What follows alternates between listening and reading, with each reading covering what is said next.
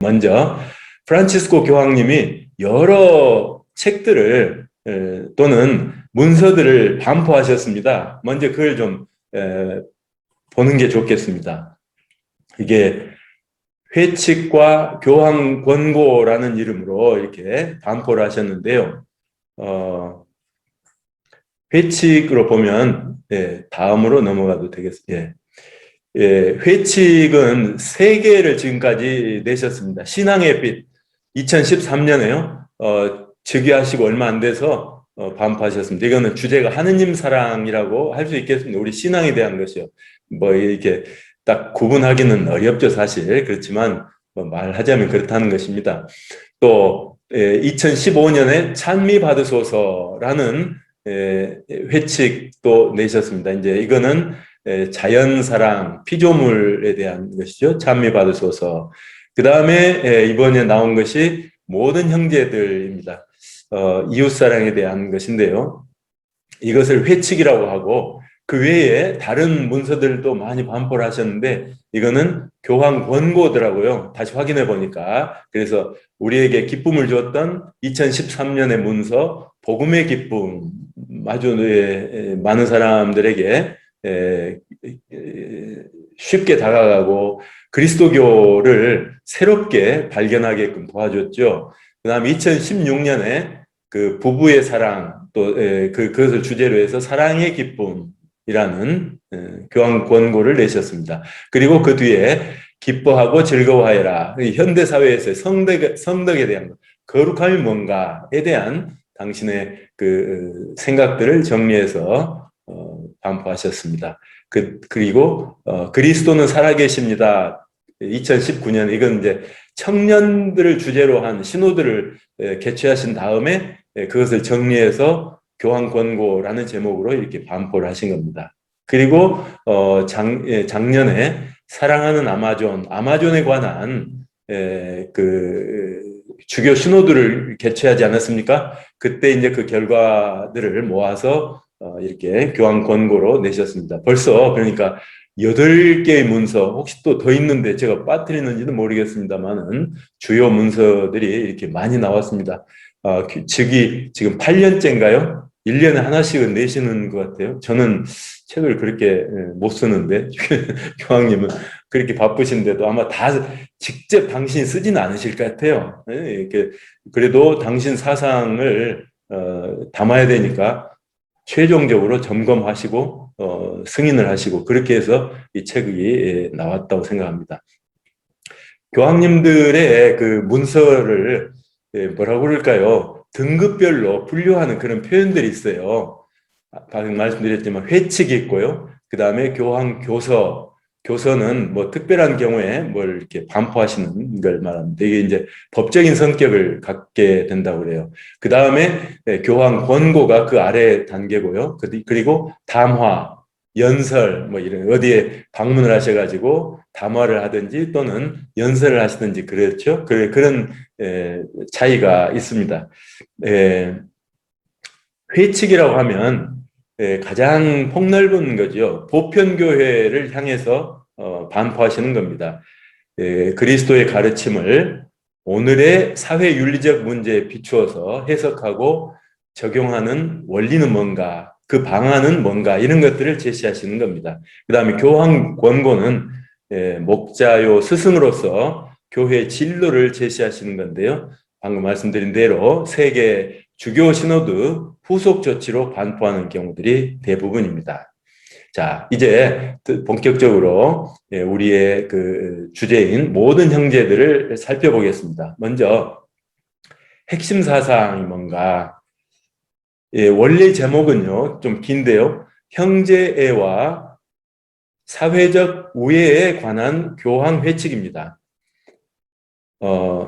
요컨대 이 형제 간의 사랑, fraternity라고 하죠. 프라테르, 뭐 라틴 말 계통으로 프라테르 하면 형제라고 그러는 이 fraternity가 모든 사람에게, 그러니까 형제가 아니라고 생각됐던 사람들에게도 적용돼야 된다 하는 그런 바람을 이 회칙에 담고 있습니다. 그걸 둘 구별해서 형제애를 원래 말로는 이게 fraternity라고 한다면 사회적 우애는 social friendship이라고 돼 있습니다. 영어로 번역된 책에서요. 근데 용어를 좀 이해할 필요가 있겠습니다.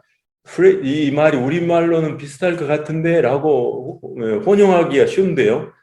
굳이 구별한 이유를 알기 위해서 그렇습니다.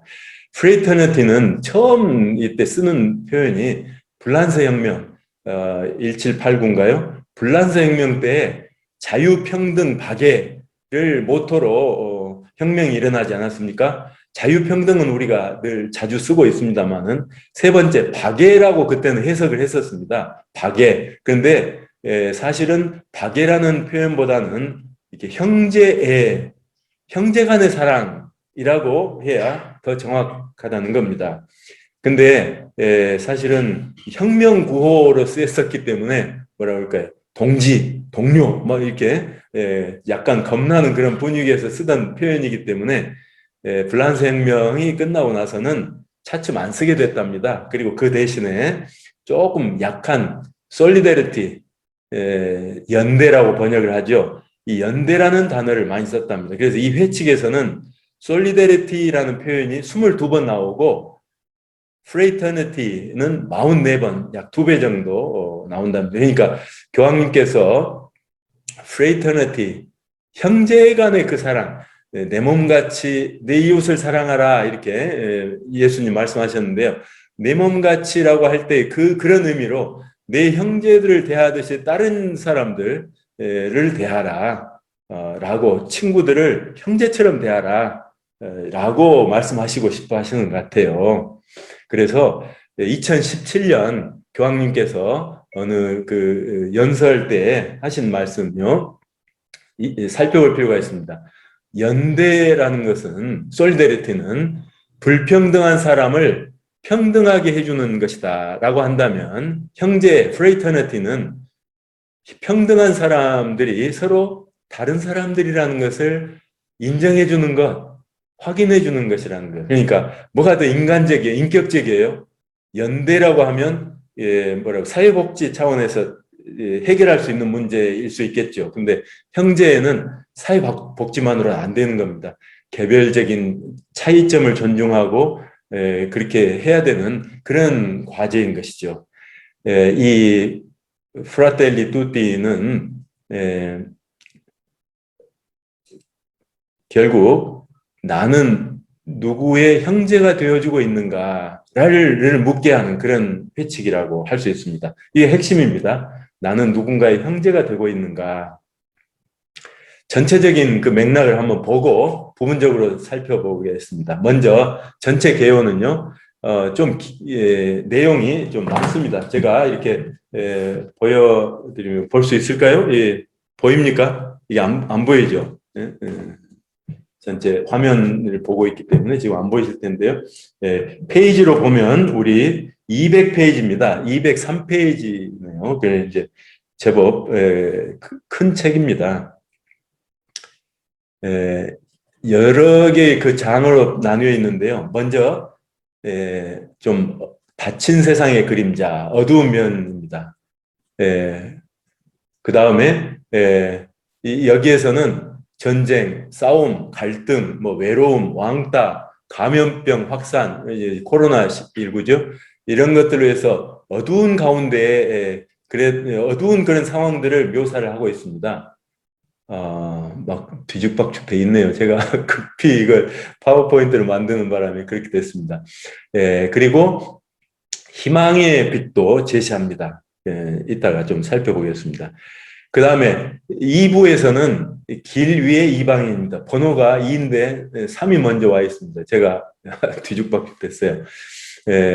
희망의 빛을 복음에서 발견할 수 있다는 거죠. 그래서 착한 사마리아인의 이야기를 한 장을 할애해서 함께 살펴봅니다. 그 다음에 세 번째, 열린 세상을 상상하기. 그래서 나 또는 우리끼리 이런 것을 넘어서 하느님을 우리 아버지라고 부르지 않습니까? 제가 지난번 강의 때 주님의 기도에 대해서 말씀을 나눴었는데요. 우리 아버지 할 때 누가 우리인가? 어떤 사람은 우리에 들어갈 수 없는 것인가를 생각하게 하는 것이죠. 예, 그래서 이 끼리끼리의 생각을 넘어서서 우리 아버지의 입장에서 보는 우리, 누가 우리인가를 생각하게 해주는 겁니다. 하느님의 마음처럼 좀 넓게 갖자는 그런 초대의 말씀이 들어있죠. 그 다음에는 따뜻한 정치, 이런 것들을 가능케 하는 것이 정치일 텐데, 지금 우리가 겪고 있는 그런 보고 있는 그 정치의 모습은 통합하고 일치하고 화해하고 하나가 되도록 서로를 격려하는 그런 분위기보다는 분열하고 대립하고 나를 세우는 그런 것들이 많아서 좀 실망하기가 일쑤입니다. 그리고 뭐라고 그럴까, 희망을 갖지 않을 수가 있는데요. 교황님은 이 프라텔리 투띠에서 따뜻한 정치, 더 좋은 정치가 가능한가에 대해서 물으시고 할 수 있으면 좋겠다 하고 초대를 하시는 겁니다. 특히 이제 우리 같으면 선거할 때 그런 점을 염두에 둘 것이고, 또 정치인들, 특히 크리스천 정치인들 같으면 이런 부분을 좀 염두에 두고 살았으면 하는 그런 바람이셨겠죠. 그 다음에 이어서 대화와 만남, 사회적 우애, 여기에 관해서요. 평화, 용서, 또 아픈 기억들에 대한 적사, 뭐 예를 들어서 우리 전쟁 또는 뭐랄까요, 일제시대의 그 아픈 기억 잊어버려라. 그래서는 안 되잖아요. 잊을 수도 없는 것이고, 또 남북의 분단 상황, 이런 것들을 없는 것처럼 눈 감고 살아라, 이건 아니지 않습니까? 인간적인. 그래서 이 기억하라, 그리고 전쟁에 대해서도 또 사형 제도에 대해서도 말씀을 하십니다.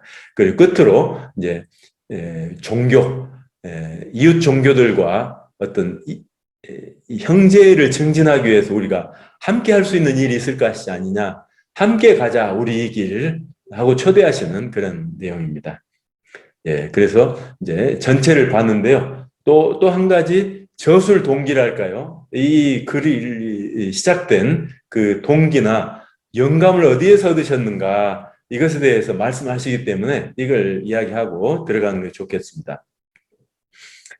제2차 바티칸 공의회로 시작한 교회 쇄신의 일환이라고 저는 이해를 했습니다. 교황님은 이 문헌에서는 제2차 바티칸 공의회를 언급하시지는 않습니다. 그런데 지금까지 나온 모든 교황님의 문서들이 제2차 바티칸 공의회의 연장선상에서 이해하면 가장 쉽게 이해가 되기 때문에 이거 역시 그렇다고 생각합니다. 내 이웃을 내 몸같이 사랑하라 하는 그거, 수직적인 사랑이 있고 수평적인 사랑이 있다고 한다면요, 그 전에는 수직적인 사랑을 굉장히 일방적으로 강조해 왔다고 할 때, 물론 수평적인 사랑은 전 없다고 말씀드리는 게 아닙니다.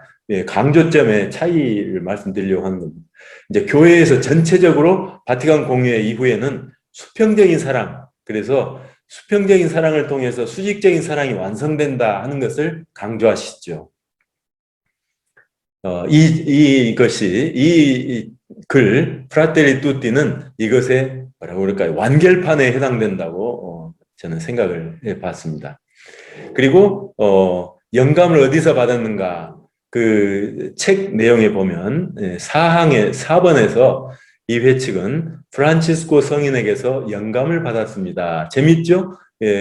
회칙이라고 하신, 그러니까 첫 번째 신앙의 빛은 사실은 베네딕토 16세 교황께서 거의 완성해 놓으시다가 사임을 하시고 당신이 이렇게 교황이 되시면서 그 전에 해놨던 걸 받아서 사인은 좀 고치고 사인만 하신 셈이기 때문에 프란치스코 교황님이 본격적으로 쓰신 회칙은 두 개죠. 찬미받으소서와 이 프라텔리 투띠. 근데 이 두 개 다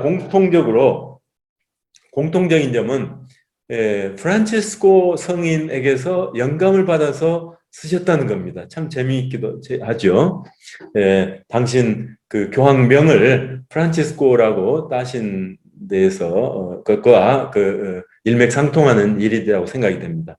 근데 이제 그 회칙 첫 부분에요, 프란치스코 성인이 어떤 분이었느냐를 잠깐 언급을 하고 시작을 하셔요. 십자군 전쟁 때 적국인데요.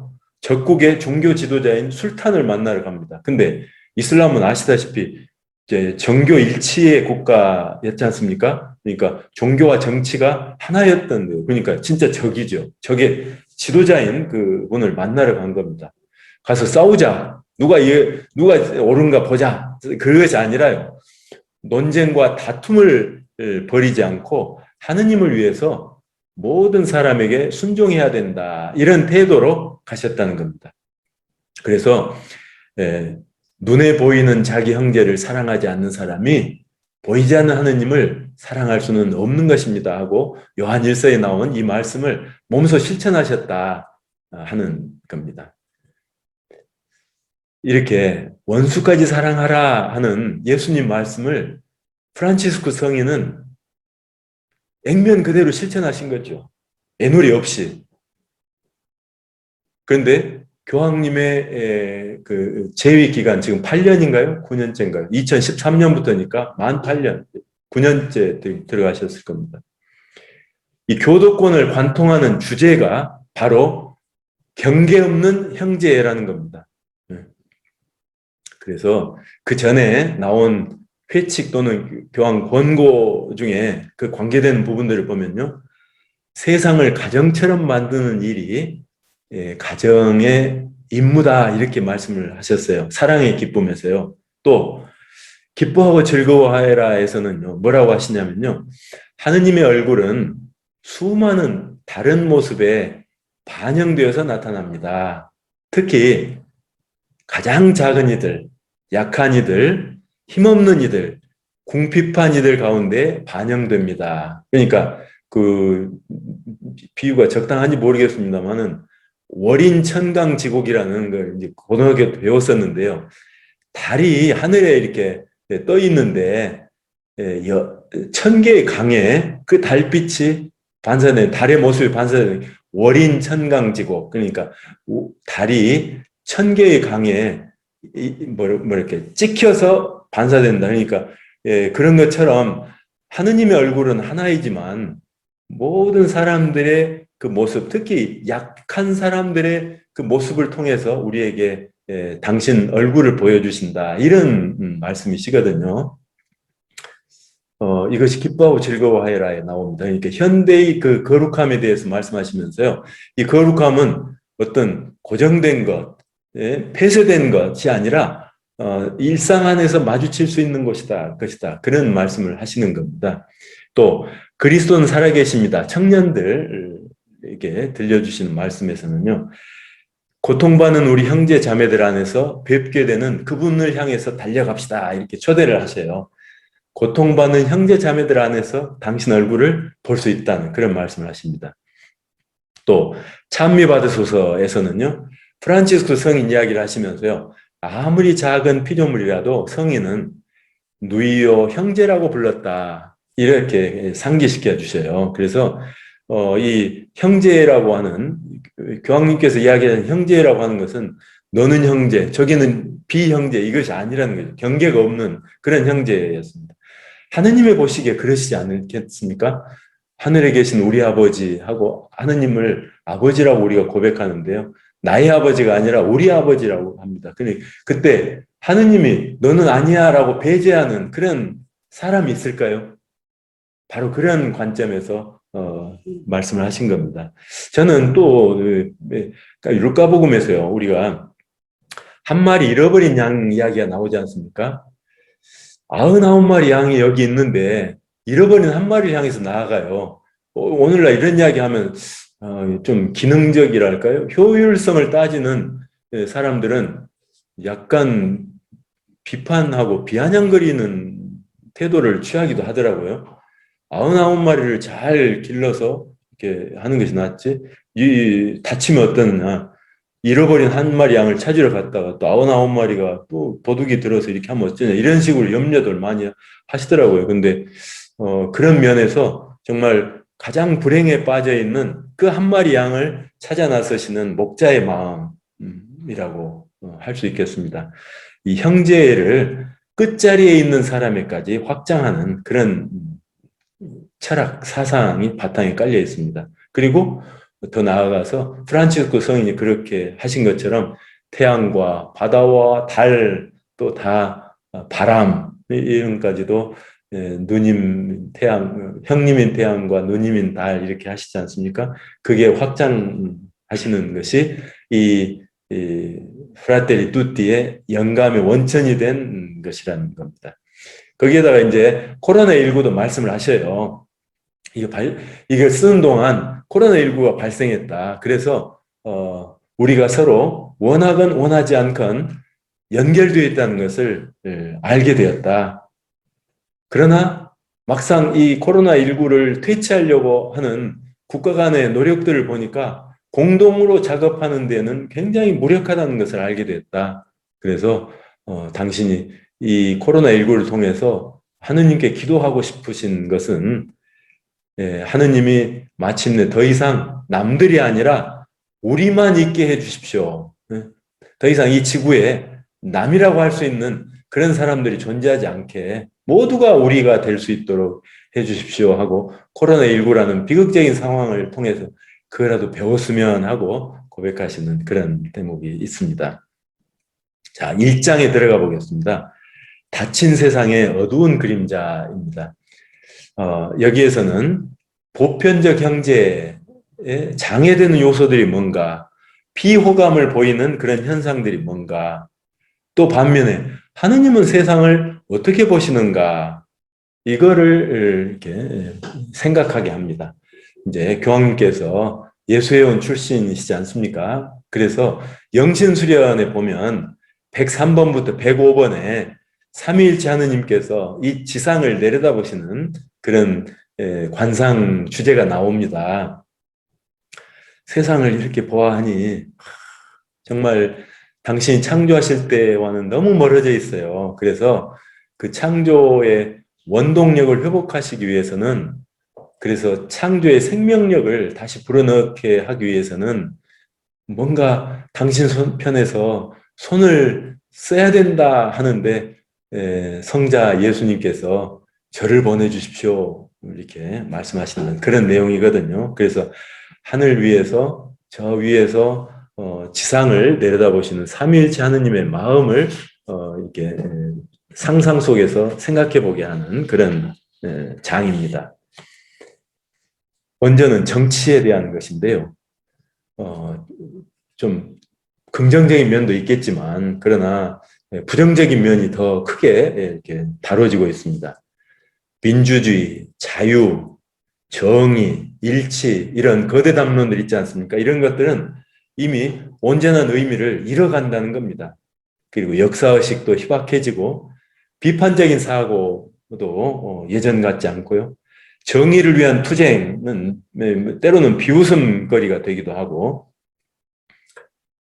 통합 이것들은 점점 더 희석화되고 있다는 겁니다. 그래서 정치에 대해서 아주 혹독하게 비판을 하셔요. 제가 읽어보겠습니다. 정치는 더 이상 모든 이의 발전과 공동선을 위한 장기 계획에 대한 건강한 토론이 아니라 다른 이들을 파괴하면서 자원의 최대 효율을 이끌어내려는 덧없는 마케팅 방법이 되고 있을 뿐이다. 이렇게 말씀하시죠. 15번에서 그렇게 말씀하십니다. 그 다음에 두 번째는 버림의 문화입니다. 노인을 버리고 장애인을 버리고 태아를 버립니다. 노인 경우에는 다 써먹었고 더 이상 쓸모가 없기 때문에 버리는 것이고 태아는 아직 쓸모가 없습니다. 장애인은 쓸모가 있을 것 같지 않습니다. 그래서 버리는 겁니다. 쓰레기처럼. 근데 하느님은 가슴이 아프시지 않겠어요? 하느님은 쓰레기를 창조하셨을 리가 없지 않습니까? 지혜서에 말씀하시듯이. 그 다음 세 번째, 인권. 70년 전에 인권선언, 유엔에서 인권선언을 하지 않았습니까? 그런데 여기에서 선포된 인간의 존엄성이 오늘날 현대사회에 얼마나 잘 실행이 되고 있는지, 존중이 되고 있는지를 생각해 보면 정말 회의적인 경우들이 적지 않다는 것입니다. 그 다음에 이민자, 외국인 혐오 태도가 있습니다. 그런데 결론적으로 이런 말씀을 하셔요. 그리스도인들이 이런 사고방식, 그러니까 외국인 혐오죠. 이런 사고방식과 태도를 공유하는 것은 용인될 수 없습니다. 단언해서 말씀을 하십니다. 다섯 번째로는 커뮤니케이션이에요. 매스컴. 이것들이 정말 좋은 일을 많이 할 수 있습니다. 어떤 신부님이 그러시더라고요. 오늘날의 성전은 텔레비전이다. 예? 기자들이 성직자들이다. 왜냐하면 그분들이 정말 우리 여론을 좌지우지하는 것 같습니다. 이건 선거 때도 보니까요. 그런 것 같은데요. 사실은 이들이 움직이는 것은 화합, 일치, 또 상호 증진, 뭐라고 그럴까요? 우리가 이야기하고 있는 보편적 경제 이런 것들을 증진하는 방향으로 하는 것이 아니라 오히려 증오를 부추기고 또 폐쇄적이고 자기와 다른 존재들을 인정하지 않는 불관용의 그런 태도들로 이렇게 색깔이 덮여져 있지 않는가 그런 염려들을 하시는 겁니다. 그러다 1장에 그냥 이렇게 마무리하기는 좀 무엇이었던가 봐요. 그래서 끝에 희망은 있다. 절망은 없다. 이렇게. 오히려 이런 어려운 상황에서도 특히 코로나19와 같은 그런 결정적인 사건, 우리가 공동으로 겪고 있는 그런 역사에 있어서 결정적 사건들에 용감하게 맞선 평범한 사람들이 있다는 겁니다. 그들이 이 세상을 지탱해 오고 있다. 이것이 오히려 희망이다. 라는 그런 말씀을 하셔요. 여러 직업군에 대해서도 말씀을 하시는데요. 구체적으로 제가 한번 읽어보겠습니다. 의사, 간호사, 약사, 상점 종업원, 환경미화원, 요양사, 운송종사자, 기본 서비스 제공자, 보안요원, 자원봉사자, 사제와 수도자, 이렇게 열거하시는데 이분들만이겠습니까? 특히 코로나19 사태를 우리가 지나면서 정말 절실히 느꼈습니다. 그동안 그림자처럼 전면에 드러나지 않는 그 봉사자들이야말로 정말 이 사회를 뒷받침하고 있는, 지탱하고 있는 분들이라는 것을 깨달았죠. 교황님은 이렇게 말씀하셔요. 이들은 누구도 혼자는 구원받을 수 없다는 사실을 깨달은 사람들이다라고 말씀을 하고 마무리를 하십니다. 그 다음에 아까 처음에 말씀드린 대로 두 번째 장에서는 길 위에 낯선 사람, 길 위에 이방인을 이렇게 말씀을 하시면서요. 착한 사마리아인의 비유를 통해서 희망의 빛을 제시하십니다. 보고자 하십니다. 이것은 오늘날의 사회적인 모델도 되고 시민사회의 모델이 되기도 한다는 것입니다. 이 회칙은 이 선택을 그러니까 착한 사마리안의 선택을 개인적인 차원에만 머물게 하지 않고 국가 정책 차원에도 반영이 되고 또 적용이 됐으면 하는 그런 내용입니다. 그래서 이렇게 엄청나게 큰 거죠. 뭐 강론 한번 하면 할 정도로 되지 않습니까? 그런데 사회 곳곳에 이 정신이 필요하다 하시기 때문에 이 내용이 이렇게 방대하게 된 것입니다.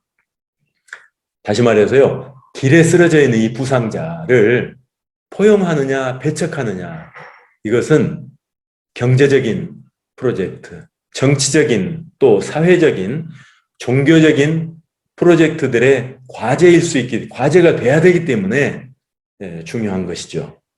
그렇지만 결국 또 개인적인 책임이 또 없어지는 것은 아니기 때문에 항상 개인 차원으로 다시 돌아와야 된다는 겁니다. 그래서 개인적인 차원과 이런 국가 정책적인 차원, 제도적인 차원이 함께 가야 된다는 것이 이제 큰 흐름입니다.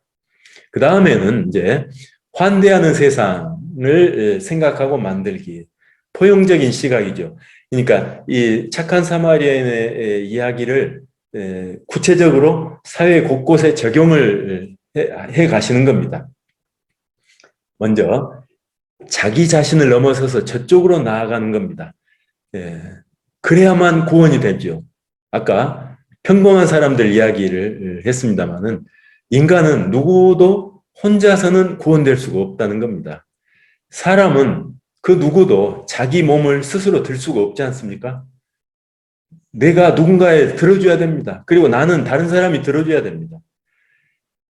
다시 말해서 이 회칙에서는요, 나에게 내가 사랑할 만한, 내가 사랑해 줄 구체적인 얼굴이 있어야 된다는 것이죠. 그래야 내 삶이 가치가 있고 사랑을 체험할 수 있다는 겁니다.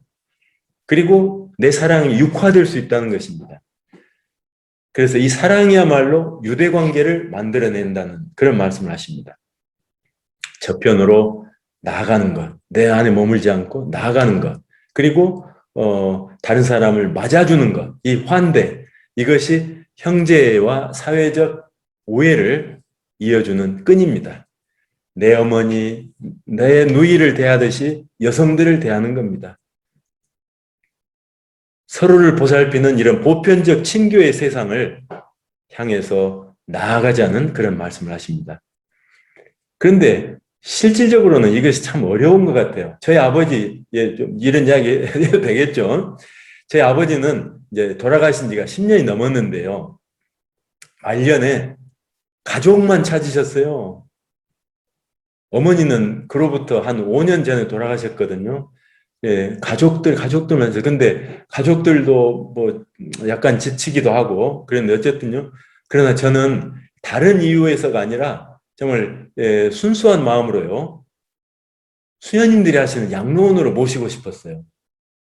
그 아버지가 가족을 찾으실수록 더 그랬습니다. 왜 그러느냐 하면, 예, 웃지 마세요. 이제 돌아가시고 나서 천국에 가실 거 아닙니까? 뭐 지옥에 가실 수도 있지만 하여튼 천국에 가시더라도 다른 사람들하고 같이 어울려야 되잖아요. 천국에 가서도 가족들하고만 지내는 것은 아니잖아요. 그러니까 낯선 사람들, 성인들의 통공, 이런 문화에도 익숙하셔야 돼요. 당신이 젊었을 때는 굉장히 개방적인 분이었거든요. 남을 위해 사는 그런 분이었어요. 예를 들면 제가 어렸을 때 집에 도둑이 들었어요. 근데 도둑이 예, 이제 소리를 내가지고 들통이 났습니다. 그래서 저희들이 자다가 다 깨서 나왔어요. 근데 도망가지를 못했어요. 마루 밑에 숨어 있었어요. 그래가지고 이렇게 나오라고 하니까 나왔습니다. 아버지가요, 이 도둑을 신고를 안 하고 그냥 놔주셨어요. 저 어린 마음에 큰 감동, 아버지는 이런 분이다 하는 것을 감동을 했어요. 굉장히 이런 하나의 사소한 예고요. 정말 마음이 넓으신 분이었거든요. 근데 나이 드시면서 점점 이렇게 위축이 되고 줄어들고 이렇게 하시는 것이 안타까웠어요. 그래서 마침내 아버지를 어떻게 설득해가지고 양로원, 경로 수녀회라고 그러죠. 거기 수녀원님들이 모셨어요. 정말 감사드려요. 거기 가시니까 매월 그 생일 있는 분들 함께 모여서 잔치를 함께 해요. 그리고 뜨개질도 하고 뭐 평생 교육 있지 않습니까? 그런 걸 그냥 가만 놔두질 않으세요. 그러니까 혼자 우두건 있을 수가 없는 거죠. 그래서 몇 달이 지나시고는 웃음을 되찾았어요. 그 담당하시는 수녀님이 인도 수녀님인데요. 한국말을 잘하셔요. 그렇지만 약간 틀린 한국말을 할 때도 있어요. 그럴 때는 아버지가 웃으시더라고요. 아, 그러니까 수녀님이 웃으시네요. 그러니까 아, 웃어야죠. 이제 웃어야죠. 라고 말씀하셨다고 얼마나 좋아하셨는데 수녀님이 정말 웃음을 되찾고 돌아가셨어요. 다행히. 거기에 계시는 수녀님 한 분은 또 이런 이야기를 하셔요. 에, 사실 그 수녀님도 이제 나이가 드셨어요. 노인이라고 하면 섭섭해 하시겠지만 그 수녀님은 역시 그런 수녀회 수녀님답게요. 노인들을 좋아하시더라고요. 그러면서요. 그 얼굴에 있는 주름살 이것이 역사의 흔적이라는 그런 말씀을 하시더라고요. 지금 있기까지 그 역사를 보여주는 것이다. 그래서 개인 역사 이야기를 듣는 것을 아주 좋아하신답니다. 그러니 노인분들도 좋아할 수밖에 없지 않습니까? 참 역사가 있어요. 제가 수련원에 있을 때 근처에 평화모후원인가 같은 수녀회 사는 양로원이 있거든요. 성탄 무렵에 이제 우리가 뭐 유로 방문이랄까요? 뭐 하여튼 그렇게 갔어요. 근데 그 중에 한 할머니가 계신데 그분이 당신 소개를 하시는데요. 성함을 뭐라고 하는데 못 알아들었어요. 권오순 아시는 분 있을지 몰라요. 근데 그 뭐죠? 그 구슬비라는 동요가 있어요. 송알송알 쌀이 빼은 구슬 조롱조롱 거미줄에 옥구슬 다 아시죠? 그 노래를 작사하신 분이라는 거예요. 아, 근데 참 할머니지만 정말 소녀 같은 그런 인상을 갖고 있었어요. 그분은 나이가 드셨고 그러지만 그러잖아요. 그런 역사를 갖고 있잖아요. 그런 역사. 그래서 정말 남이라는 것이 없죠. 알고 보면 알면 사랑한다고 그러지 않습니까? 몰라서도 우리는 서로 미워하고 적으로 삼고 그런지도 모릅니다. 그렇지만 교황님은 또 이제 거짓 보편주의도 지적을 하셔요. 말하자면 가까이 있는 사람을 사랑하지 않은 채 보편적인 그런 사랑만 이야기하는 것도 거짓이라는 것이죠. 차이를 존중하는 그런 사랑에 이르려면 가까이 있는 사람을 사랑하면서 그러면서 이것이 나아가야 된다는 것이에요. 제가 이것만 말씀드리고 좀 쉬었다가 하는 게 좋겠습니다. 뭐냐면요. 그 연세대학교 김형석 교수님이라고 그분은 이제 더 이상 교수님이 아니에요. 101살인가 되셨어요. 근데 지금도 제 입에서 그냥 교수님이라고 나와요. 평소에 그렇게 하는데 교수님이 한 번은 사랑에 대한 이야기를 하셨는데요. 아주 그 마음에 와닿았습니다. 뭐냐면요. 20대, 30대 때의 사랑은 자기가 이제 100세 동안 살아보니까 그러더라고요. 20대, 30대 때의 사랑은 연정이었다. 연애 감정으로 사랑을 했다.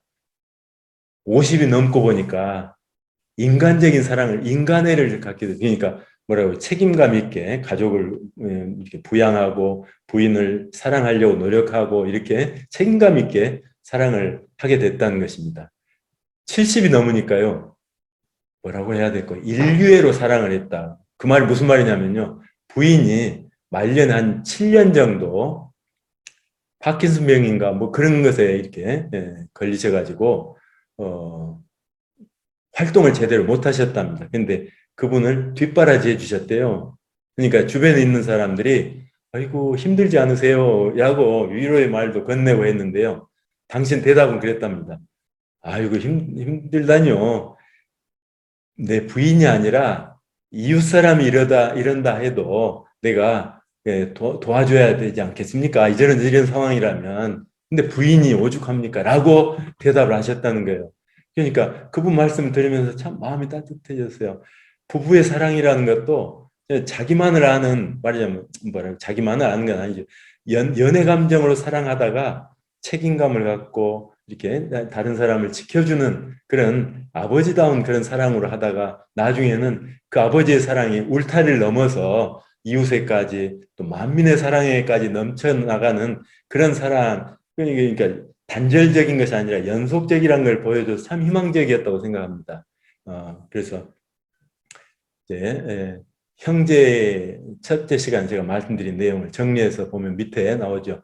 연대, 솔리데리티가 불평등한 사람을 평등하게 해주는 거라면 이 형제에는 그냥 숫자로 또는 통계로 하는 그런 것이 아니라 평등한 사람들을 그래도 서로 다르다. 동등한 그 사람들의 차이점도 인정해주는 그런 사랑에 이르러야 된다. 이것이 형제라고 굳이 표현하신 이유다. 이렇게 말씀을 하셨습니다. 그럼 한 10분 정도 쉬었다가 또 계속 하겠습니다.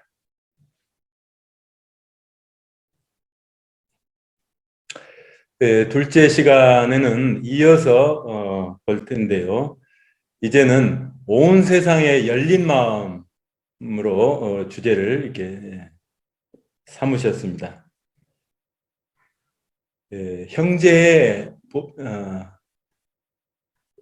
다음으로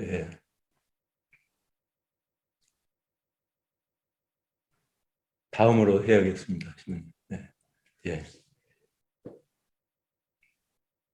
첫째 시간에 하려고 했던 그 내용이 시간이 길어지면서 빠뜨렸습니다. 혹시 이따가 시간 되면 하겠습니다만은 가야 될 길이 있으니까요.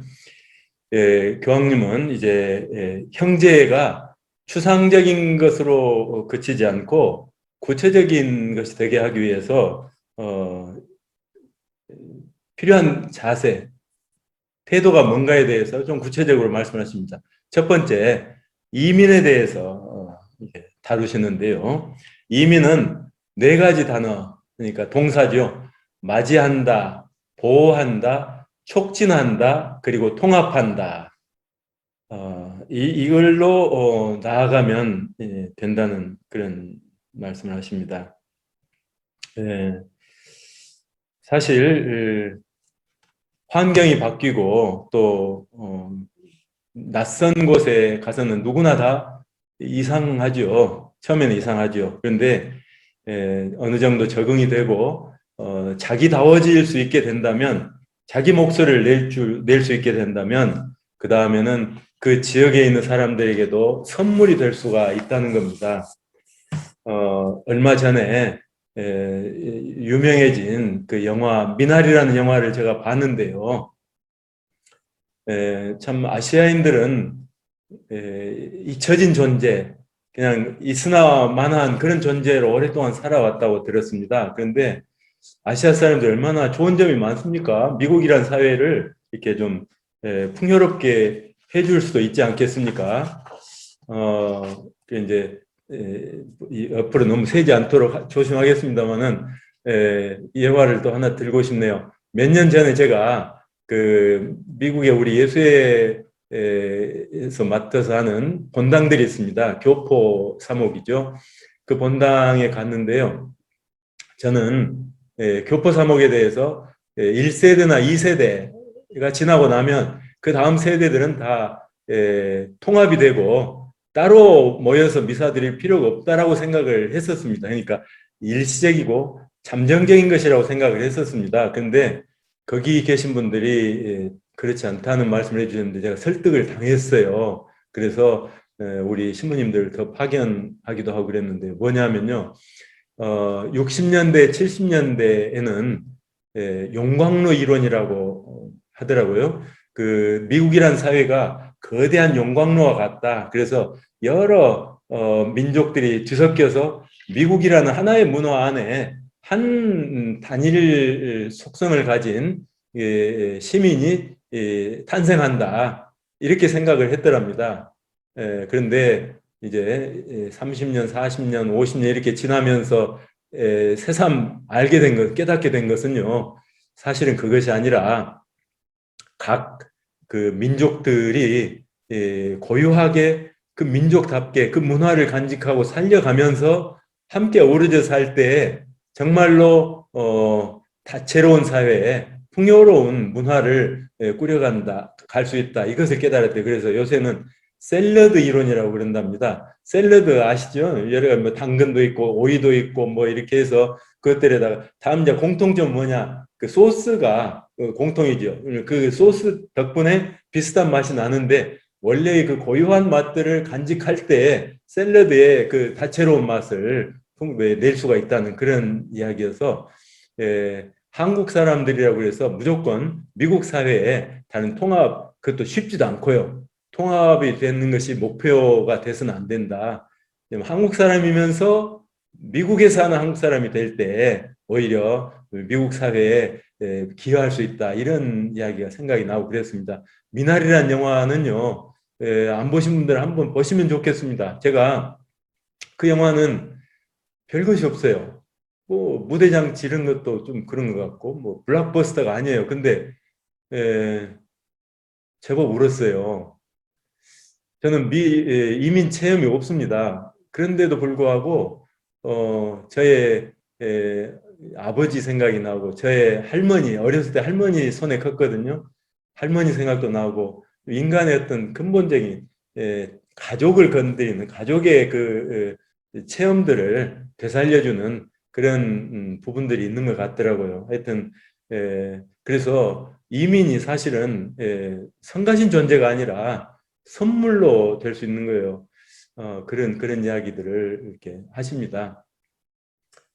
그 다음에는 백성, 누구는 시민이고 어떤 사람들은 시민이 아닌가. 참 이것이 쉽지가 않죠.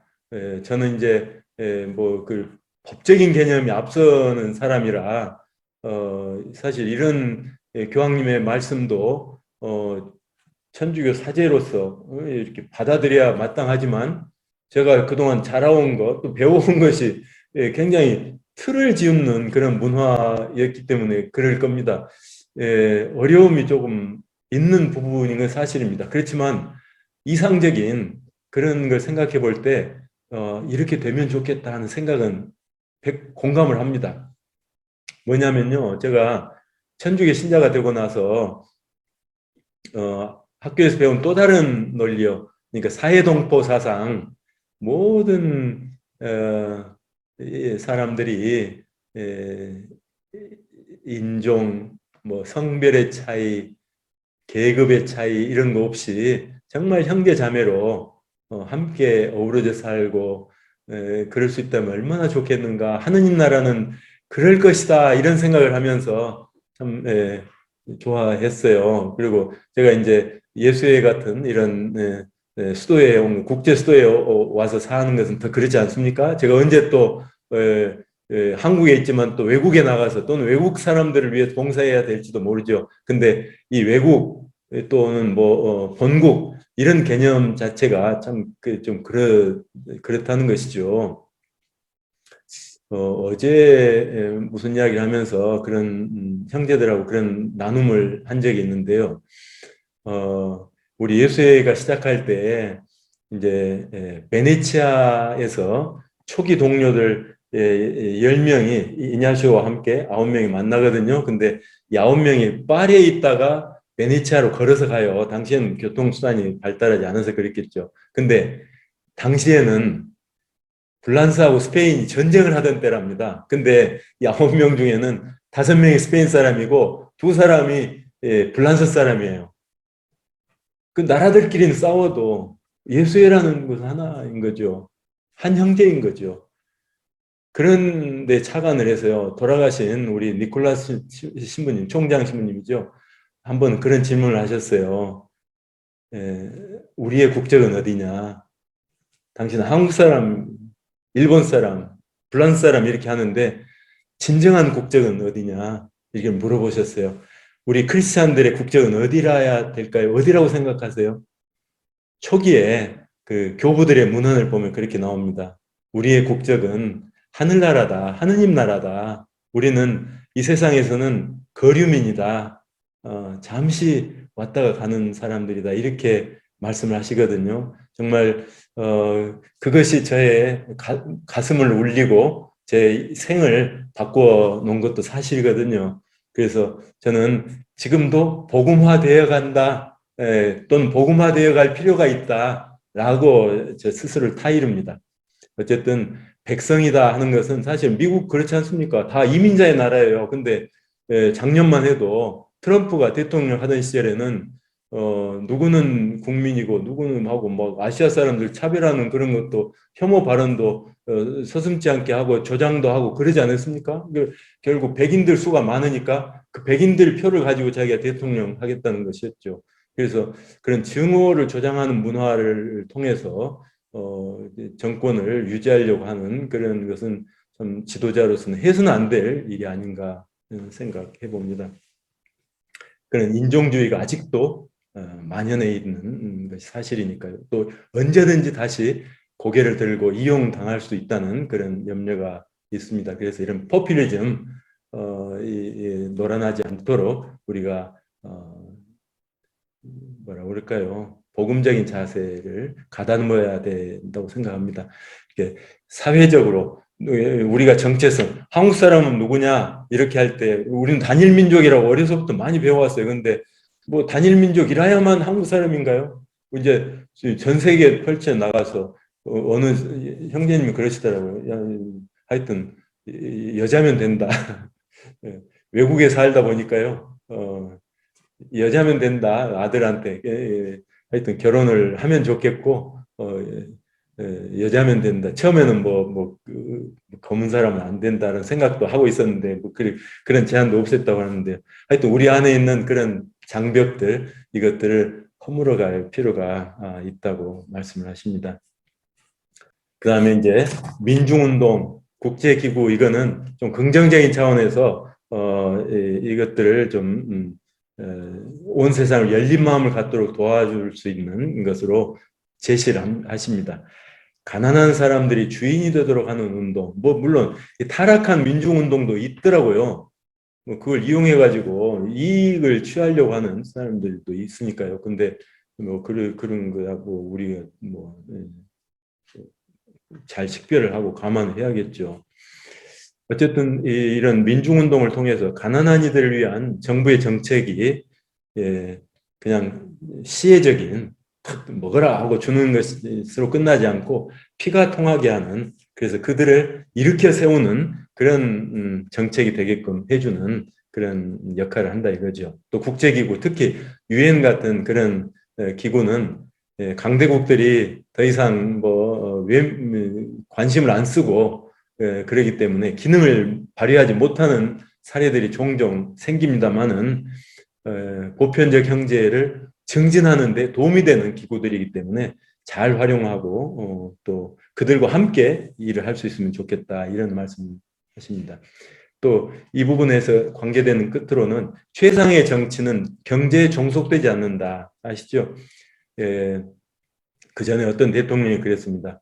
이제 정치도 시장에 사로잡혔다, 시장에 예속되었다, 그렇게 고백을 한 적이 있습니다만은 교황님께서는 그래요. 정치가 경제에 종속되고 이 경제는 또 효율주의라는 그런 패러다임에 종속되었다. 그런데 정말 올바른 정치라고 한다면 이것들을 거느리는 말하자면 인간을 위한 기술, 인간을 위한 경제가 되도록 이끌고 가야 될 주인 역할을 하는 것이 맞다. 종속돼서는 안 된다. 이런 말씀을 하시는 겁니다. 그래서 사랑이라고 그럴 때 한 사람 한 사람을 사랑하는 것만 사랑이 아니라 사회생활에서 공동체를 건설하는 데 있어서 사회적인 차원, 경제적인 차원, 정치적인 차원에서도 사랑을 실천할 수 있다 이거죠. 그래서 이거를 사회적 사랑 또는 공적인 애도 이렇게 표현을 하십니다. 그래서 최상의 정치는 경제에 종속되는 것이 아니다. 이걸 극복해 가야 된다. 경제를 우리 인간에게 맞게 부려갈 줄 알아야 된다라는 말씀을 하십니다. 그리고 이제 그 다음으로 봐서 대화와 만남이 중요하다, 이런 말씀하십니다. 대화, 어떻게 보면 제가 핵심 용어 말씀드렸는데 그럼 핵심 용어가 여러 개가 되고 마는데요. 또 다른 차원에서 대화라는 것이 이 파라텔 뚜띠의 핵심 용어 중에 하나입니다. 이 시대는 대화의 시대라고 합니다. 그렇지만 실제로는 다른 사람을 공격하기 위해서 듣지는 않고 쏟아내기만 하는 그런 독백이 더 많다는 것이죠. 이것은 대화가 아니죠. 독백이지.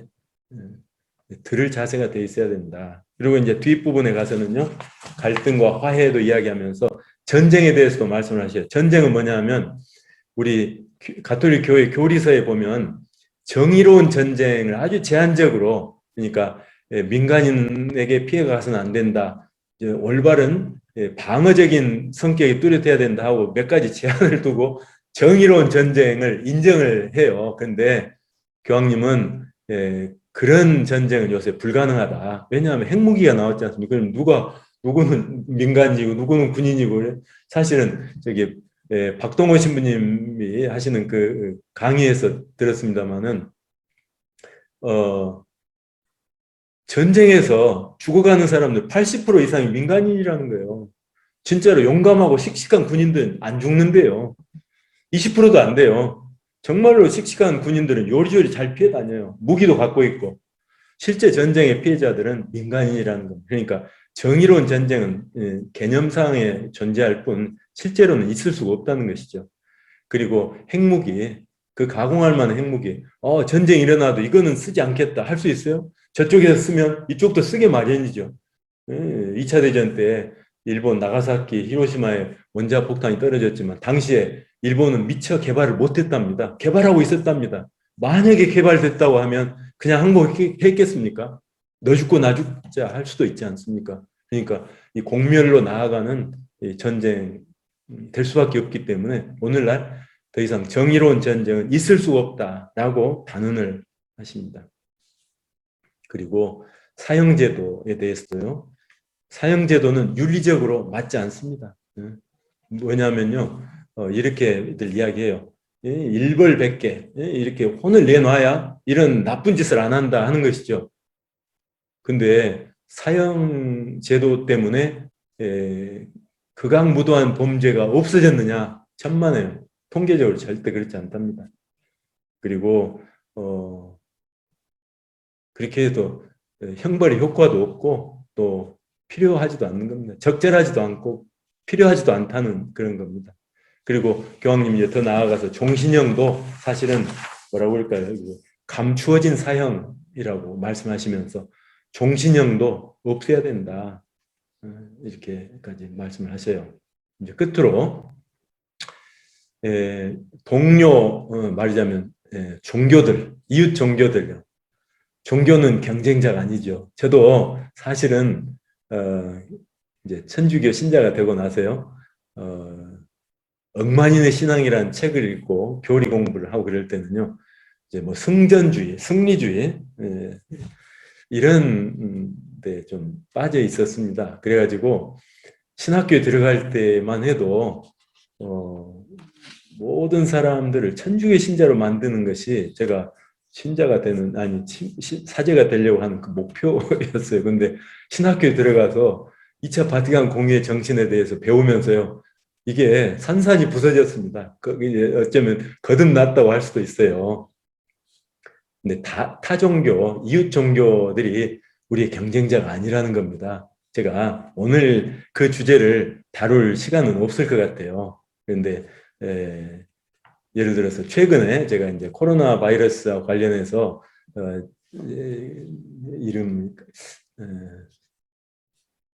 책 제목을 생각을 하고 있습니다. 우리는 종교 개혁을 오해했다. 그런 책인데요. 사회학자가 쓴 책인데요. 종교 개혁을 통해서 천주교가 망했다. 분열되고 끝났다. 이렇게 생각을 하지 않습니까? 또 남미 또는 뭐 미국 이런 데서는 개신교가 너무 설치는 바람에 천주교 설당을 잃어간다. 큰일 났다라고 하죠. 근데 통계적으로 보면 개신교의 존재가 천주교를 바짝 이렇게 세웠답니다. 그래서 정신 차리게 하고 신자 수도 더 늘어나게 하고요. 더 열심하게 만들었다는 겁니다. 나중에 기회가 되면 한번 다루겠습니다. 결코 경쟁자가 아니에요. 물론 무슨 이상한 이름의 그런 종교들 있죠. 사이비 종교들. 사람들을 뭐라고 그럴까요? 수단시하는 그런 종교들은 종교의 탈을 쓴 사업이기 때문에 그런 것들은 막아야죠. 도덕적으로 타락한 것이죠. 그러니까 그런 것들을 허용하자는 것은 아닙니다. 근데 이웃 종교들은 결코 경쟁자가 아니고 동료들입니다. 함께 가자 우리 길을. 이제 거기에 관련해서 제가 오늘은 다루지 못합니다만은 결론만 이렇게 말씀드립니다. 종교인들은 정당 정치에 참여해서는 안 됩니다. 그렇지만 우리 존재 자체가 정치적인 차원을 갖고 있습니다. 어린애도 이걸 아빠한테 말할까 엄마한테 말할까 또 뭐 약간의 정보를 왜곡시켜 가지고 엄마한테 이야기해 가지고 살짝 위로도 받고 애들이 다 그러지 않습니까? 그런데 어른이 되어서 또 이렇게 엄청나게 큰 조직을 갖게 된 천주교가 마치 종교에 초연한 듯이 한다고 해서 그게 되겠습니까? 어쨌든 정치적인 차원을 포기해서는 안 된다는 겁니다. 왜냐하면 이 보편적인 형제를 위해서 우리가 행해야 될 공적인 역할이 있기 때문이죠. 침묵하는 것은 능사가 아닌 것이죠. 이 정도로 말씀드리고요. 그러면서 이제 교황님이 이렇게 말씀하셔요. 마르틴 루터 킹 목사, 성공의 투투주교, 마하트마 간디 등 비카톨릭 종교인에게서도 영감을 받아서 이 회칙을 작성할 수 있었다 이렇게 말씀을 하셔요. 그런데 저는 넘어가기 전에 제가 신문에서 읽은 오래전입니다. 근데 읽은 내용을 좀 소개하고 싶습니다. 스님 이야기인데요. 가만 있죠. 뭐 하여튼 이웃 종교라는 의미에서 먼저 말씀드리겠습니다. 순서가 좀 처음 생각한 거 달라져서 잠시 그랬습니다. 신흥사 그 전에 그 동해안 쪽에 큰 산불이 나가지고 불에 타서 없어진 절이 있으면 낙산사라고 양양에 낙산사 있습니다. 그 옆에 또 신흥사라고 있어요. 신흥사의 오현 스님 하면 불교계에서도 상당히 존경받는 그런 스님인가 봅니다. 이 스님이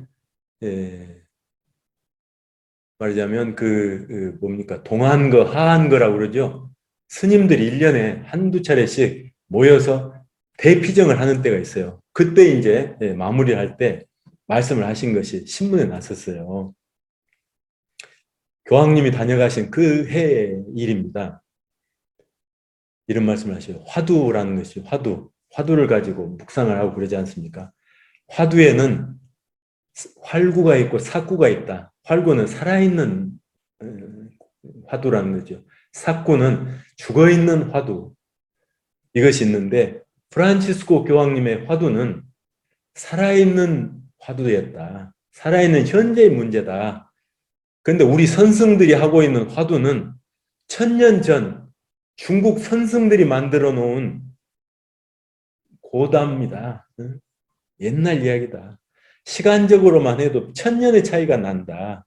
이렇게 꼬집으셨어요. 당신 젊었을 때 그랬답니다. 평생 참선만 하는 것으로 존경받던 노 스님이 계셨는데요. 어린 시절 당신에게 그러더랍니다. 너는 화두를 들고 참선 공부하다가 죽어라. 그렇게 해야 된다. 라고 타이르시더랍니다. 그래서 그때는 물론 젊은 시절이라 예 하고 대답했지만 지금 생각해보니 이게 말이 되냐 이거죠. 참선을 해가지고 빨리 깨달아서 그 깨달음을 살아야지 참선만 하다가 죽는다면 그게 뭔가 이거죠. 지금 생각하면 그 노 스님은 고대 중국 선승들의 화두에 중독된 것이 분명하다 이렇게 말씀하셨어요. 마약 중독자가 중독된 것을 모르고 그런 것처럼 화두 중독자도 자기가 중독된 줄을 모른다는 것입니다. 그는 이제 한국에는 깨달은 선승들은 많은데 깨달음의 삶을 사는 선승은 만나기 어렵다. 이렇게 그는이라고 그 스님은 그렇게 말씀하셨답니다. 선원이나 토굴에 참선만 하면서 심산유곡에서 차담과 도화를 즐기며 고담 준론과 선문답으로 지내면서 무소유의 삶을 살았다고 해서 깨달음의 삶을 산 것은 결코 아니라는 겁니다. 그러면서 화두를 타파하면 부처가 된다고 하는데 부처는 뭐하러 존재하느냐, 왜 존재하느냐라고 물으셨다는 거예요. 중생이 있기 때문이 아니냐. 불심의 근원은 중생심이다. 중생이 없으면 부처도 필요 없다. 환자가 없으면 의사가 필요 없는 것과 마찬가지다. 의사는 환자의 고통을 덜어주고 병을 치료해야 할 사람이다. 부처는 중생과 고통을 같이 해야 된다. 프란치스코 교황이 세월호 유족들과 고통을 같이 하듯이 말이다. 이렇게 말씀하셨답니다. 그러면서요, 끝에 소록도에 살다가 가신 수녀님은 아니라고 그러는데, 전 뭐 수녀님이나 마찬가지예요. 평생 헌신하다가 나이가 들자 남들에게 부담을 주기 싫다면서 올 때 가지고 온 가방 60년대 초에 오셨답니다.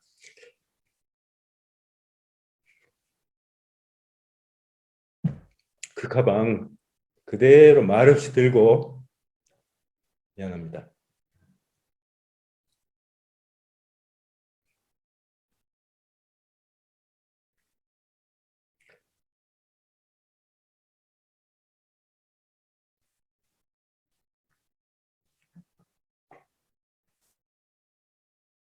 오스트리아 고향으로 돌아간 두 수녀님 이야기를 들려주면서요. 이렇듯 종적을 남기지 않고 사는 삶이 깨달음의 삶이라고 말씀하셨어요. 그러면서 부처의 삶을 살지 않고 부처가 되겠다고 죽을 때까지 화두를 붙들고 살면서 그래가지고 부처가 된들 무슨 소용이 있고 자기 혼자 부처가 되어서 무엇하느냐고 꾸짖으시면서요. 죽은 불교가 아닌 산 불교가 돼야 된다고 주창을 하셨답니다. 그러면서 불교는 깨달음을 추구하는 종교가 아니라 깨달음을 사는 종교다. 이렇게 말씀을 하셨다고 그래요. 진짜 우리 종교들이 서로 대화를 하면 서로를 일깨워 줄 수 있다는 것을 정말 아주 웅변적으로 보여주는 케이스라고 생각되어서 사례를 말씀드렸습니다. 교황님은 이 회칙 마지막 부분에요.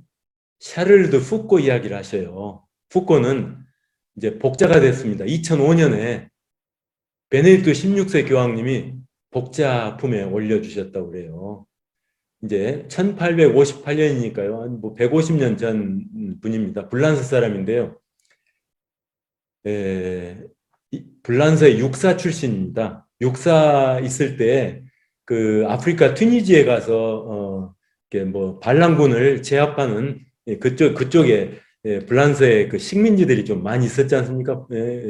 그래서 파견받아가지고 그때 이슬람교 신자들이 굉장히 진지하게 신앙생활을 하는 것을 보고 감동을 받았었어요. 근데 그때 반응이 바로 나온 것은 아니었고요.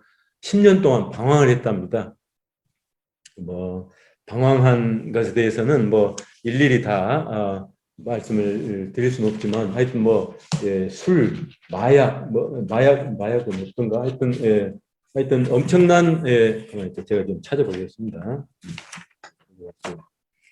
쾌락과 무질서 이렇게 빠져 있다가 10년 만에 방황 끝에 29살에 회심을 해서 사막의 성자가 됐습니다. 나자렛에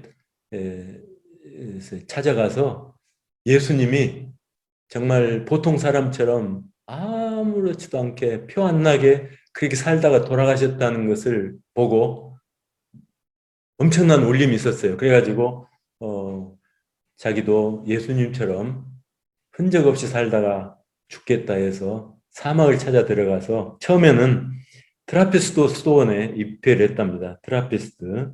그러다가 안 맞아서 떠났어요. 그래가지고 글라라 수녀원에 뭐라고 그럴까요? 문지기도 하고 또 그렇게 허드렛 일도 하고 그러면서 한 3년을 살았답니다. 그러다가 사제 서품을 받아요. 어떻게 해서 받았는가 모르겠는데 1901년에 이제 죽기 15년 전에요. 43살 때입니다. 43세 때 사제 서품을 받고 가장 버림받은 사람들을 찾아 나서서 사하라 사막에 있는 버려진 마을에 정착을 했습니다. 그래서 이슬람교 신자들의 친구가 되고 형제가 되려고 노력을 했습니다. 그러다가 1916년에 그 원주민이 쏜 총에 맞아서 죽었습니다. 그분의 생각을 또 삶을 따라서 살려고 하는 사람들이 예수의 작은 형제회예요. 또 예수의 작은 자매회. 만만치 않겠죠? 그래서 수가 많지는 않아요. 예수의 작은 형제회는 한 전 세계 40개 나라인가에 있는데 260명이랍니다. 우리나라에도 있어요. 몇 명 안 돼요. 예수의 작은 자매회 수녀님들은 제가 광주에 있을 때 목포에 달동네에 사시는 것을 봤는데요. 뭐 식복사도 하시고 공장에 나가서 이렇게 돈 벌다가 하시고 그래요.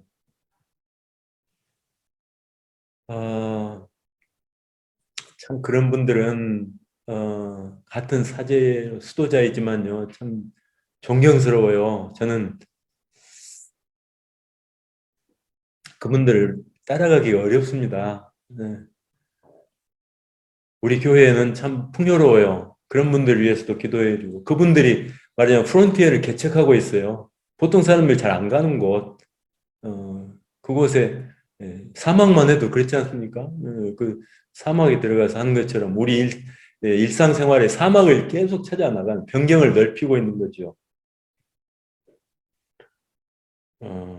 이분이 쓴 시가 있어요. 나는 배웠다. 쭉 좀 긴데요. 여러분들도 인터넷 찾아보시면 나와요. 나는 배웠다.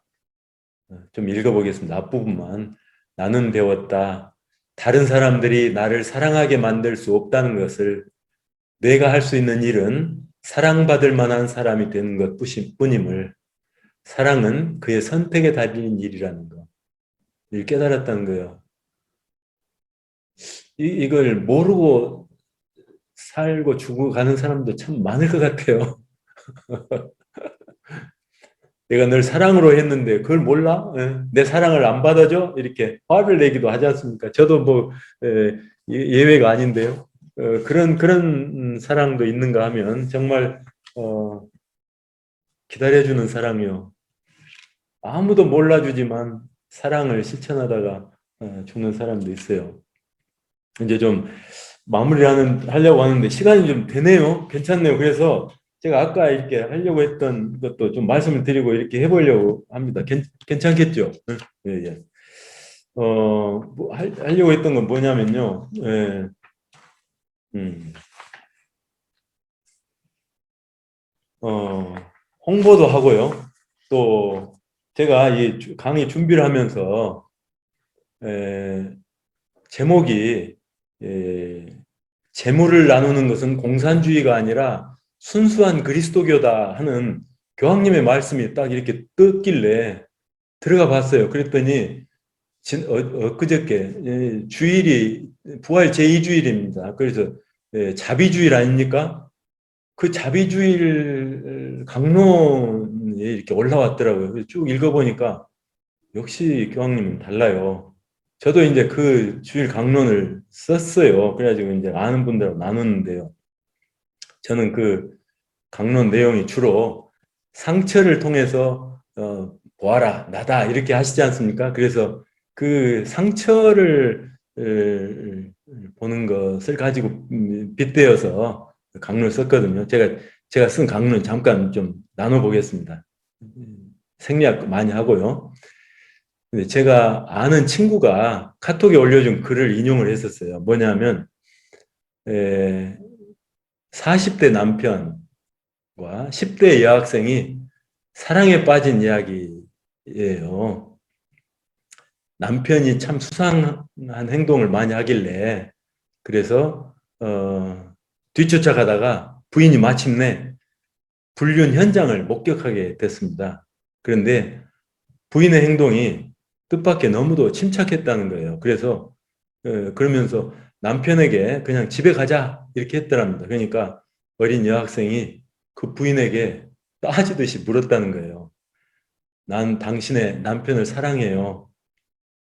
당신의 남편은 당신을 사랑하지 않습니다. 그런데 왜 부부로 계속 살려고 하는 거죠? 라고 따지듯이 물었다는 거예요. 그러니까 부인이 대답하기를 서로 사랑하지 않아도 잃은 것이 같으면 함께 살 수 있단다. 우린 딸을 잃었어. 이 슬픔은 다른 어느 누구와도 같이 할 수 없는 거야. 오직 내 딸의 아빠인 내 남편만이 가능한 일이지. 세상에는 아직 어린 네가 이해할 수 없는 많은 종류의 삶이 있단다. 이렇게 대답을 했다는 거예요. 이 부부는 딸로 말미암아서 우리였다는 거죠. 그 딸을 잃어서 공동의 상실이 된 것이겠죠. 저는 이 이야기를 읽으면서 참 사랑은 천 가지 얼굴을 하고 있다는 생각을 해봤습니다. 이 부부는 여전히 사랑하고 있지 않습니까? 어떻게 생각하세요? 저만 그렇게 생각하는가요? 사랑의 다른 이름이라고 생각해요. 이 남자는 그럼 사랑하는데 왜 불륜을 하느냐? 그건 또 모르겠습니다. 하여튼, 근데 어쨌든, 그 상처가 아이를 잃었다는 그 상처가 이 둘을 하나로 묶어주는 거지 않습니까? 그 아이를 사랑했고, 잃었다는 그 아픔이 둘을 하나로 묶어주고 있지 않습니까? 그러니까 여전히 사랑이라는 거죠. 사랑이라는 것이 여러 가지 얼굴을 하고 있다는 겁니다. 내 경우에도 한번 적용을 해볼 수 있어요. 나도 상처가 있습니다. 이 창피한 거죠. 그렇지만 이 창피하게만 보이는 이 상처가 또 가슴 아픈 어떤 상실이 내 부모님의 흉터가 내 배우자의 흉터가 사실은 사랑의 얼굴이 다른 얼굴이 아닌가요? 그래서 나는 훗날 내 어떤 상처를 가지고 나답다 라고 할 수 있겠는지요? 봐라 나다 이렇게 말할 수 있겠는지요? 어, 제가 좀 중간에 생략을 하고 말씀을 드려서 이야기가 통했는지는 모르겠어요. 예수님도 부활하신 다음에 제자들이 얼굴을 보고는 못 알아봤지 않습니까? 그것처럼 우리가 죽은 다음에 저 세상에 가서는 성인들의 통공이다 뭐하다 하지만 얼굴을 보고는 몰라볼 수도 있을 것 같아요. 어때요? 그것을 암시하는 거 아닙니까? 정작 중요한 인식표는 얼굴이 아니라 다른 것이지 않은가? 응? 끝까지 사랑했던 그 상처, 응? 끝까지 사랑한 그 남은 흔적들, 이것이 나를 대신하는 것이 아니겠는가? 그런 생각이었던 것이죠. 응. 그런데 저는 이렇게 했는데요. 교황님은 역시 달라요. 교황님 진짜 언어의 마술사 같아요. 이렇게 말씀을 하셔요. 제가 이제 중략하고 이렇게 좀 나눠볼게요. 무서워서 문을 걸어 잠그고 있는 사도들에게 예수님은 그들을 자비로이 일으켜 주셨다는 겁니다. 그래서 자비를 입은 그들은 자비를 베푸는 사람으로 거듭났다는 겁니다. 그래서 그날 제1독서가 사도행전이었지 않습니까? 초대교회의 모습이요. 아무도 가난한 사람이 없었다. 왜냐하면 모든 사람이 다 자기 재산을 다 내놓고 공동으로 필요한 만큼 썼기 때문에 라는 이야기가 나오지 않습니까? 자비를 베푸는 사람이 되었다는 것이에요. 어떻게 그렇게 됐느냐? 세 가지 선물을 주셨어요. 하느님, 예수님은 세 가지 선물이요. 첫 번째, 평화를 주셨습니다.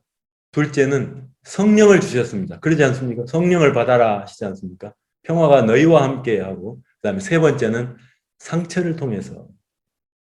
첫 번째요. 평화를 주셨습니다. 근데 이 예수님께서 주신 평화는 내가 골치 아프게 생각하는 이 문제를 없애주는 그런 평화가 아니라 신뢰와 믿음의 평화였다는 거예요. 믿음에서 오는 평화요. 세상이 어떻게 됐든지 내 안에 나는 든든한 겁니다. 그런 평화요. 외적인 평화가 아니라 내적인 평화라는 것이죠. 그래서 가책에서부터 벗어나서 사명을 갖고 나아가게 만들어주는 그런 평화라는 겁니다. 우리가 흔히 생각하듯이 평화는 고요함이나 평안함이 아니라는 겁니다. 이 평화는, 예수님이 주시는 평화는 나에게서 벗어나게 만들어주는 자유로운 평화예요. 예수님의 평화는 막힌 우리 마음을 자유롭게 해줍니다. 우리를 억제하는 사수를 부숴냅니다. 사도들은 자비를 입었다고 느꼈습니다. 이때 제가 아는 스페인어에서는 그런 단어가 없거든요. 미세리코르디아도. 미세리코르디아는 명사예요. 근데 미세리코르디아도 하면 자비를 입었다. 제가 이제 자비를 입었다고 말씀드렸지만 스페인 말에는 미세리코르디아는 없어요. 당신이 만드신 것 같아요. 그 단어를. 그래서 자비를 입은 사람, 수동태로 피동형으로 만든 것이죠. 그래서 이 자비를 입었다고 사도들은 스스로 느꼈다는 겁니다. 그런 하느님은 그들을 단죄하지 않고 모욕하지 않고 믿어주셨습니다. 하느님은 우리가 우리 자신을 믿는 것보다 더 우리를 믿어주신다는 겁니다. 하느님께는 무가치한 사람이 없고 쓸모는 없는 사람, 배제되는 사람이 없습니다. 예수님은 오늘 다시 우리에게 말씀하신다는 거예요. 평화가 너와 함께 있기를. 너는 내 눈에 소중하다. 평화가 너와 함께 있기를. 너에게는 사명이 있다. 그 누구도 대신할 수 없는 사명이다. 대체할 수 없는 일이다. 나는 너를 믿는다. 이렇게 하면서 평화를 주셨습니다. 두 번째로는 성령을 주셨습니다. 그리고 죄를 용서해 주셨습니다. 제자들은 스승을 버리고 도망쳤다는 죄책감에 사로잡혀 있었습니다. 죄값을 치르고 있었던 것이죠.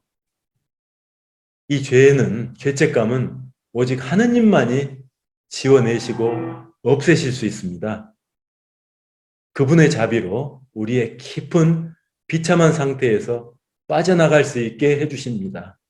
그러기 위해서 제자들은 용서받기를 원해야 됩니다. 저절로 되는 것은 아니죠. 죄를 끄집어내시고 용서하실 수 있도록 은총을 구합시다 라고 초대하십니다.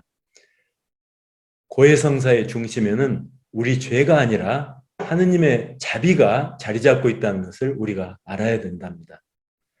고해를 통해서 우리가 침몰하는 것이 아니라 하느님이 우리를 일으켜 세우신다는 것을 잊지 마십시오 하고 당부하셔요. 우리에게 이것이 필요합니다.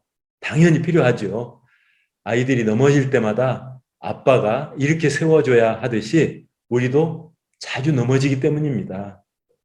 그때마다 하늘에 계신 우리 아버지는 즉시 우리를 다시 일으켜 세우시고 앞으로 나아갈 수 있게 손을 뻗어주신다는 겁니다. 이렇게 성령을 주시면서 죄를 용서해 주셨습니다. 세 번째 선물은 예수님의 상처입니다. 그러나 상처가 어떻게 우리를 치유할 수 있겠습니까? 자비로 가능하다는 것이죠. 우리에게 보여진 상처는 하느님이 우리를 끝까지 사랑하셨다는 표지입니다. 우리 상처를 당신 상처로 만드시고 우리의 나약함을 당신 몸에 걸머지신 것이죠. 상처는 그분과 우리 사이를 잇는 통로가 되고 그 통로를 통해서 그분의 자비가 우리에게 흘러 들어오는 겁니다. 상처는 우리가 그분의 부드러운 사랑에 들어갈 수 있도록 완전히 열어주시는 길입니다. 그분의 자비를 의심하지 마십시다 하고 말씀하세요. 그러면서 이제 제1독서하고 연결시켜서 말씀하시네요. 자비를 입은 사람들이 받는 모든 은총이 여기 세 가지에서 나옵니다. 그리스도의 길이 시작되는 곳이 바로 여기입니다. 만일 우리가 우리 힘에 의지하고 우리가 만든 모든 구조와 프로젝트를 자랑한다면 멀리 가지 못할 겁니다. 오직 우리가 하느님의 사랑을 받아들일 때에 세상에 우리가 새로운 뭔가를 줄 수가 있습니다. 이렇게 자비를 입은 사도들이 자비로운 사람이 되는 겁니다. 그들은 자기 재산을 다른 사람들과 나누고 모든 것을 공동으로 소유하였습니다. 그러면서 아까 저를 놀랍게 했던 그 말씀이요. 이것은 공산주의가 아니라 순수한 그리스도교입니다. 왜 제가 이 말에 주목을 했냐면요. 어떤 사람들은 심지어 교황님이 사회교리 이렇게 말씀하시고 하니까요. 공산주의적인 거 아니냐, 막시즘 그렇게 공격하는 사람들도 있다는 겁니다. 우리나라에도 있어요. 교황님을 직접 공격하진 않지만 뭐 종북 사제, 빨갱이 주교 물러가라 하고 제가 언제 한번 중곡동 주교 그 회의 있지 않습니까? 중앙협의회 거기 갔더니 그 앞에 플래카드가 걸려 있더라고요. 종북 빨갱이 주교들 물러나라 하고 이 성함까지도 해서 이 사회 교리를 모르는 것이죠. 그래서 이것은 공산주의가 아니다라고 분명히 말씀을 하셨지 않은가 하는 생각이 들어요. 가슴도 좀 아팠습니다. 근데 어떻게 해서 공동 소유를 하게끔 이렇게 바뀌었습니까? 자기 삶을 뒤바꿔 놓은 똑같은 자비를 나만이 아니라 다른 사람들에게서도 봤기 때문이 아니냐 하는 것입니다. 그래서 그 제자들은 한 사람 한 사람이 그런 체험을 했지만 결국 공통적으로 사명을 받았고 용서하는 체험을 받았고 예수님의 몸을 똑같이 모두가 받았다는 것을 알았습니다. 그래서 그들에게는 지상의 재물을 공유하는 것이 아픈 사람의 상처를 치유해 주는 것처럼 자연스러운 일이었다는 것이죠. 거기에서 예수님을 보았던 겁니다. 거기에 바로 예수님이 계셨던 것입니다. 라고 말씀하셔요. 그래서 마지막으로 이제 교황님이 이렇게 초대를 하십니다. 다른 사람의 상처에 내가 마음을 쓰고 있는지 한번 생각해 보십시다. 라고 하셔요. 지금 나 자신에게 물어봅시다. 하느님께로부터 그렇게 많이 평화의 선물을 받았고 용서와 자비를 입은 나는 다른 사람들에게 자비로운가?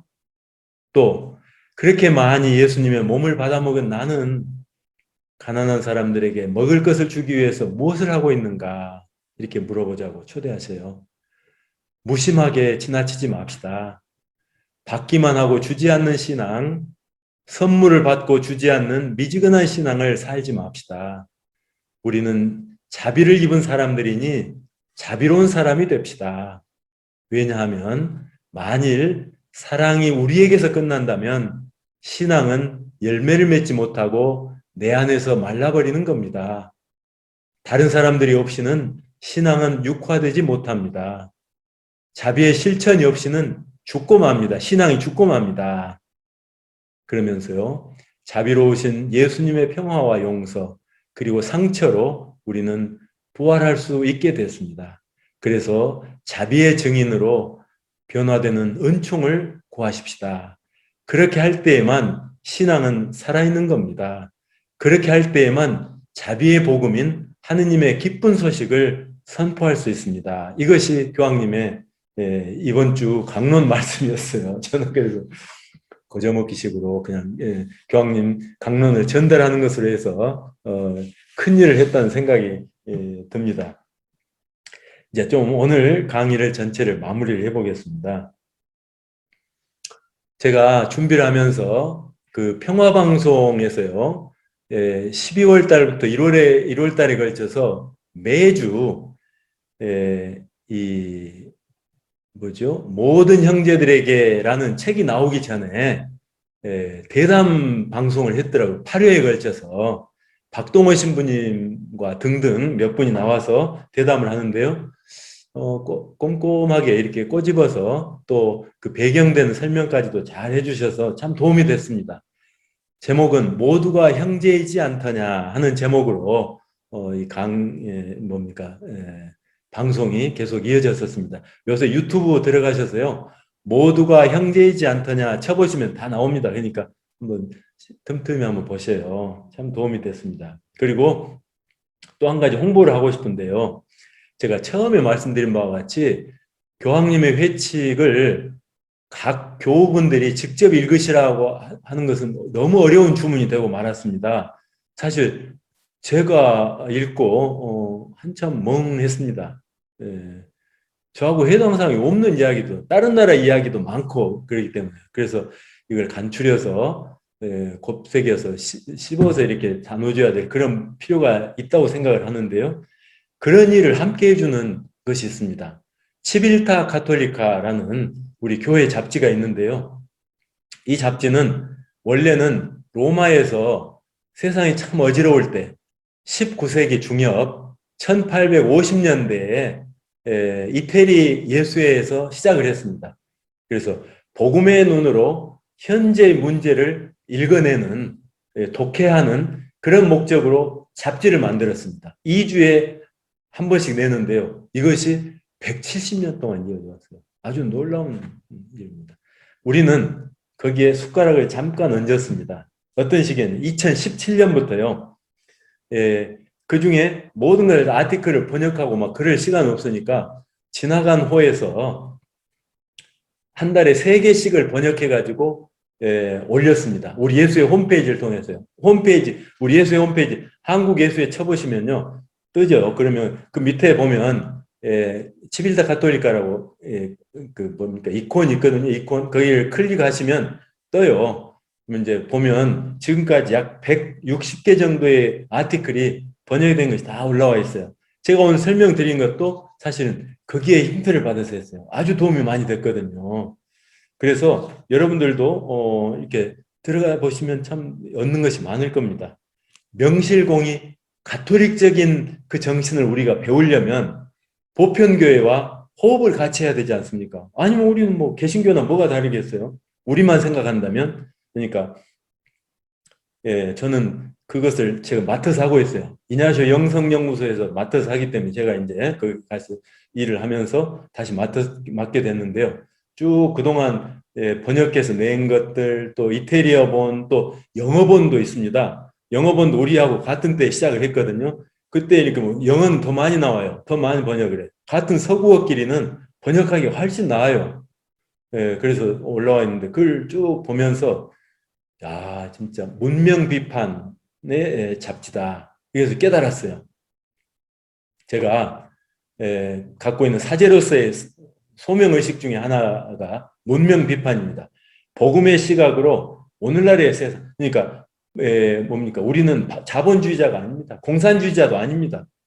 복음주의자지 않습니까? 그 복음의 시각으로 오늘날의 세상을 이렇게 보고 이렇게 방향을 제시하는 겁니다. 하려고 하는 겁니다. 그것이 사회교리의 뜻이기도 하죠. 어쨌든 이런 문명 비판의 글을 또 우리 한국도 글 몇 개 올렸어요. 우리 오세일 신부님, 조현철 신부님들 이렇게 해서 또 우리 김현수 신부님도 북한에 대해서 하고요. 쭉 올리고 있어요. 우리도 참여하고 있습니다. 그래서 여러분도 좀 읽어주시면 좋겠습니다. 좀 이제 너무 시시콜콜한 것일까 모르겠습니다만은 그동안 책으로 한 달에 3개씩 올리다가 3개월에 묶어서 책으로 내서 이렇게 했어요. 무료로 배부하고 했는데요. 오늘날 책으로 내는 것이 큰 의미가 없다는 생각도 들고 해서 앞으로는 인터넷으로 운영을 하고 싶습니다. 미국 쪽에서는 다 그렇게 하는 것 같아요. 그래서 하려고 하는데 잘 될지는 모르겠어요. 기술도 저는 없고 전문가들의 도움을 받아야 되는데요. 그래서 구독료 아주 싸게 뭐 3만 원 연간 5만 원 이렇게 해서 이렇게 때로는 어떤 아티클들은 배달도 해드리고 이렇게 하면서 좀 뭐라고 할까요? 보편교회와 호흡하는 함께 숨쉬는 한국교회가 되도록 일조를 하고 싶은 그런 소망이 있습니다. 여러분들도 좀 아껴주시고 사랑을 해주시기를 간곡히 부탁을 드립니다. 또 뭐 할 얘기 있었던 것 같은데 너무 이야기를 많이 해서 더 하다가는 안 될 것 같습니다. 그럼 나머지는 다음 기회에도 하기로 하고요. 긴 시간 함께해 주셔서 정말 감사드립니다. 그럼 영광성으로 마칠까 싶습니다. 성부와 성자와 성령의 이름으로 아멘. 영광이 성부와 성자와 성령께 처음과 같이 이제와 항상 영원히 아멘. 성부와 성자와 성령의 이름으로 아멘. 예, 감사합니다. 수고하셨습니다.